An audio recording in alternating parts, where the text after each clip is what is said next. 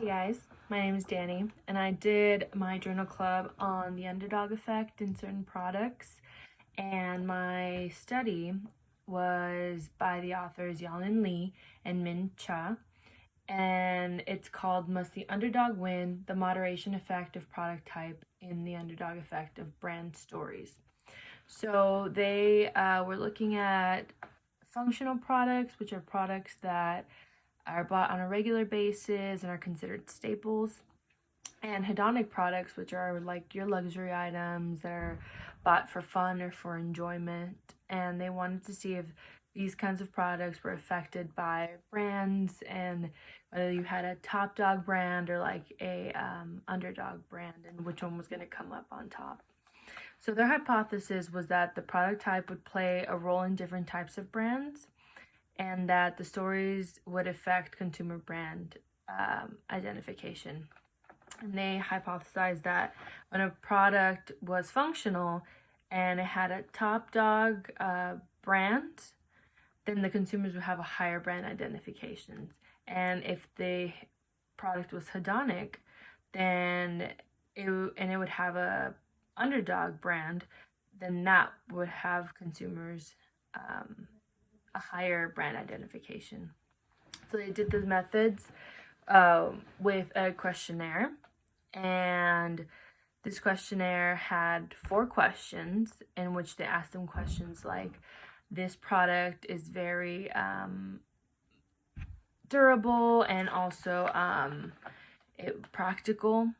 So they asked them those kinds of questions, and they would rate it from a scale of 1 to 7, 1 being I very much disagree, and then 7 being I very much agree.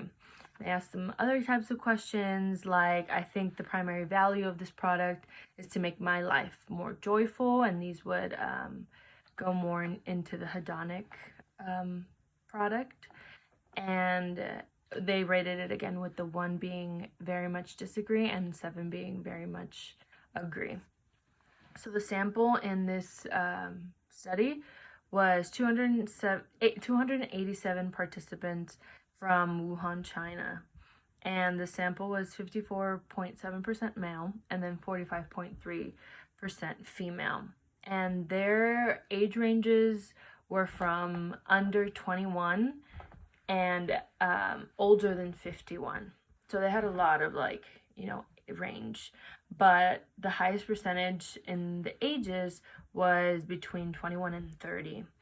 So a lot of more people answered that were 21 and between the ages of 21 and 30. So the participants were gathered by a central intercept test in Wuhan, China, and they did it so it could be as randomized as possible. So they grabbed 10 people, and in between those 10 people, they picked 1 person. So then that 1 person would be asked if they wanted to participate in the study. And if they said yes, then they would be debriefed about the study. And the participants were informed about the purpose of the study. They were asked to do the consumer brand identity scale.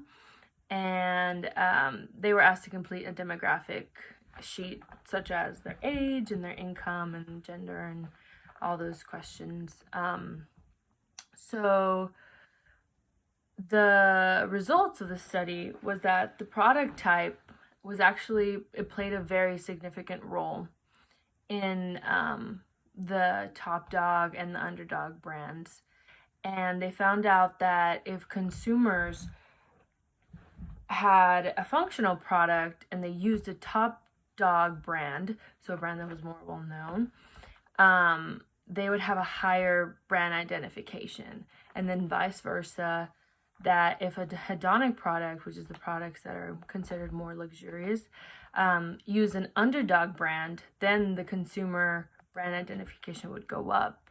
So then they realized that the product had more of a, the product that they were using was a phone. So then they used a phone that was very functional and did everything that it needed to do. And then they did a phone that was more luxurious. But they found that even if the more luxurious product had an underdog brand, because of the product, it was going to have a higher brand identification. So it's pretty interesting. Thank you.